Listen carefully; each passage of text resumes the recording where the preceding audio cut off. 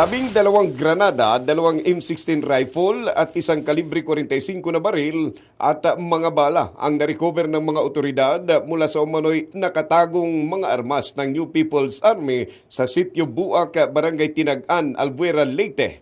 At ayon sa 93rd Infantry Battalion ng Philippine Army, nasa critical na ang kondisyon ng mga granada kaya agad itong pinasabog on-site ng mga tauhan ng Explosive Ordnance Disposal Unit. Para protektado sa hilanan, trangkaso o gubo, mag-D3 Bio. Sa D3 Bio, dali kamayo! Pinaniniwala ang nakalaan sana ang mga armas para sa mga bagong recruit ng NPA sa Burawin, Leyte noong nakaraang 2024. Hindi umano ito na ipamahagi matapos masawi sa engkwentro ang dalawang recruiter nito na sina Rolando Caballera alias Chow at Crispulo Agunos Jr. alias Maniwang.